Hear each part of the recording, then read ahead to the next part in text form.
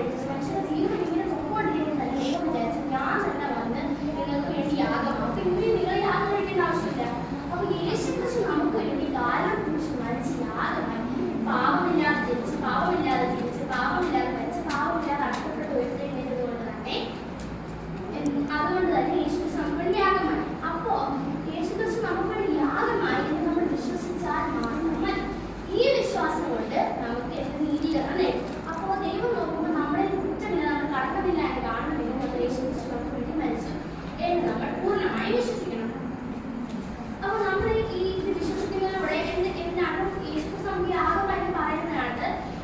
യോഹന്നാൻ എഴുതിയ സുവിശേഷം 3-ാം അധ്യായം 16-ാം വാക്യത്തിൽ പറയുന്നത് തന്റെ ഏകജാതനായ വിശ്വസിക്കുന്നതിന് നശിച്ചു പോകാതെ ജീവൻ പ്രാപിക്കേണ്ടത് ദൈവം അവരെ നൽകുവാൻ ലോകത്തെ സ്നേഹിച്ചു എന്ന് എഴുതിയിട്ടുണ്ട്.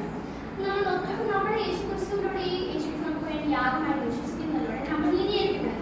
അപ്പൊ ഇവിടെ പറയുന്നത് അവന്റെ കൃപയാൽ ക്രിസ്തുവിന്റെ വീണ്ടെടുപ്പ് മൂലം സൗജന്യമായിട്ട് നീതീകരിക്കപ്പെടും. നമുക്ക് പൈസ കൊടുക്കേണ്ട, യാഗം കഴിക്കേണ്ട, ഒന്നും ചെയ്യേണ്ട, നമുക്ക് ഫ്രീ ആണ് ദൈവം നമ്മളെ നീതീകരിക്കുന്നത്.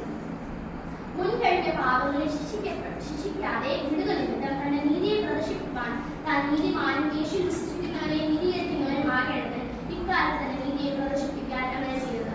അപ്പോൾ എന്താണ് നമുക്ക് മനസ്സിലായത്? നമ്മൾ നീതീകരിക്കപ്പെടുന്നതിന് മുമ്പ് വരെയുള്ള നമ്മൾ ചെയ്ത എല്ലാ പാപങ്ങളും യേശുക്രിസ്തു ക്ഷമിക്കുന്നു. അതുമല്ലാതെ അവന്റെ രക്തത്താൽ നീതീകരിക്കപ്പെട്ട ശേഷം പോകുന്ന അവനാൽ എത്ര അധികമായി കോപത്തിൽ നിന്ന് രക്ഷിക്കപ്പെടും. അപ്പോൾ നമ്മളെ നരകത്തിൽ ഇടാനുള്ള അത്രയും നമ്മൾ ചെയ്ത പാപം അത്രയും കോപകരമായതുകൊണ്ട് തന്നെ ആ ഒരു കോപത്തിൽ നിന്ന് തന്നെ നമ്മളെ ദൈവം രക്ഷിക്കുന്നു. നമ്മൾ പിന്നെ നോക്കുകയാണെങ്കിൽ ഗലാത്യരിൽ ഇതുപോലെ തന്നെ എഴുതിയിട്ടുണ്ട്. എന്നാൽ യേശുക്രിസ്തുവിലുള്ള വിശ്വാസത്തിലല്ലാതെ ന്യായപ്രമാണത്തിന്റെ പ്രവർത്തികളാൽ മനുഷ്യൻ നീതീകരിക്കപ്പെടില്ല എന്നറിഞ്ഞുകൊണ്ട് നാമം ന്യായപ്രമാണത്തിന്റെ പ്രവർത്തികളാകല്ല ക്രിസ്തുവിലുള്ള വിശ്വാസത്താൽ തന്നെ നീതീകരിക്കപ്പെടേണ്ടത്. യേശുക്രിസ്തുവിൽ വിശ്വസിച്ച് ന്യായപ്രമാണത്തിന്റെ പ്രവർത്തികളാൽ ഒരു ജഡവും നീതീകരിക്കപ്പെടുന്നില്ല പെടുന്നില്ലയോ. ഇനി നമ്മൾ നോക്കുകയാണെങ്കിൽ എഫേസ്യരിൽ നോക്കുകയാണെങ്കിൽ കൃപയാണല്ലോ നിങ്ങൾ വിശ്വാസം പോലെ രക്ഷിക്കപ്പെട്ടിരിക്കുക, അത് നിങ്ങൾ കാരണമല്ല ദൈവത്തിന്റെ ദാരിദ്ര്യമാകുന്നു.